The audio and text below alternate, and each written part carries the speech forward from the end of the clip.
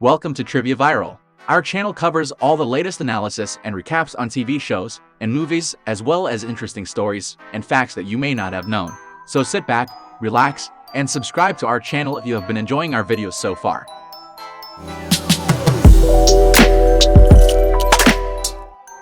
One day at JFK International Airport, which was very crowded, a man arrives at JFK International Airport, but finds that he is not allowed to enter the United States. Officers took him to the office and tried to explain what his current citizenship status was, but he did not understand what the officer was saying, until finally he witnessed the news about his country on television. While he was en route to the US, a revolution was started in his home nation of Krakosia. Due to the Civil War, the United States no longer recognizes Krakosia as a sovereign nation and denies his entrance to the US.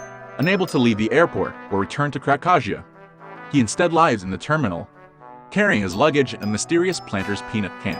He has difficulty in speaking English, so people around him can't help him. He found it difficult to make phone calls and even had difficulty asking for help. He also helped a woman who had difficulty closing her full suitcase. However, when helping out, the food voucher was thrown away by the cleaning staff. This video is sponsored by QD. QD is Asia's largest platform for students, tutors, and coaches to find and book lessons online or offline, all from a single platform. Sign up at QD today. He tried to sleep in one of the lounges, but the chair he was using turned out to be broken. He opened his trunk to get out a power tool and started repairing his chair. He rearranged his bed and pulled the switch so that the room he was in was dark and comfortable for him to rest in. He slept hugging the mysterious bean jar. He tried to go through immigration again, but the result was the same. He was refused to enter the US. Customs and Border Protection (CBP) head wants him removed from the airport.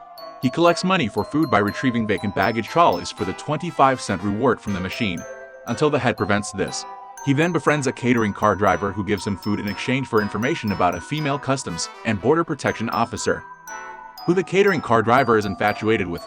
With his help, the catering car driver and the girl eventually marry each other.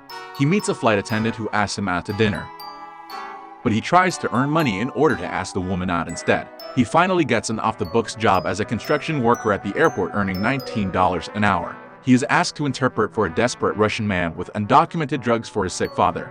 He claims it is medicine for goats, barring the drug from confiscation and resolving the crisis. Under pressure and the watchful eye of the Airport Ratings Committee, who was evaluating the CBP head for an upcoming promotion, the CBP head has a falling out with him.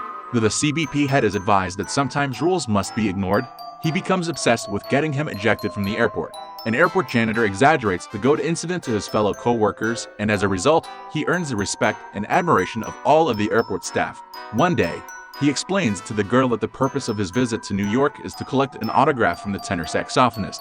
It is revealed that the peanut can he carries with him contains nothing more than an autographed copy of the Great Day in Harlem photograph. His late father was a jazz enthusiast who had discovered the famous portrait in the Hungarian newspaper in 1958 and vowed to get an autograph of all the 57 jazz musicians featured in the photograph. He succeeded in obtaining 56, but died before he could finish his collection. A few months later, the war in Krakosia ends, but the CBP head will still not allow him to enter the United States. The girl reveals that she had asked her friend, actually a married government official with whom she had been having an affair, to assist him in obtaining permission to travel within the US. But he is disappointed to learn she has renewed her relationship with the man during this process. To make matters worse, the CBP head needs to sign the form granting him the right to remain in the United States, but refuses. The CBP head instead blackmails him into returning to Krakosia, or he will have the catering car driver fired for allowing him into the restricted food preparation area, and deport the cleaning service man back to his native India, where he is wanted for assaulting a corrupt police officer. Upon hearing this, the cleaning service man runs in front of his plane and asks him to go anyway. The plane is delayed, giving him enough time to go into the city and obtain the autograph. With the blessing of the entire airport staff, he leaves the airport after receiving a uniform coat from the U. Customs and Border Protection Assistant Port Director hails a taxi. The CBP head, watching him leave the airport, decides not to pursue him. As he prepares to take the taxi to a Ramada Inn where the tenor saxophonist is performing, he observes the woman exiting from a cab, where she gives him a wistful smile. He has a short conversation with the cab driver, telling him how to avoid traffic on the way to the hotel, and that he is from Krakosia. The driver tells him that he is from Albania and arrived earlier that week. He attends the show, collects the autograph, finally completing the collection. Afterwards, he leaves and hails a taxi, telling the driver, "I am going home." What are your thoughts about this story? Let us know in the comments section below. Subscribe if you would like to see more similar videos, and give us a thumbs up to get more recommendations of our videos. Be the first to watch the latest videos by clicking the bell icon. See you on the next video.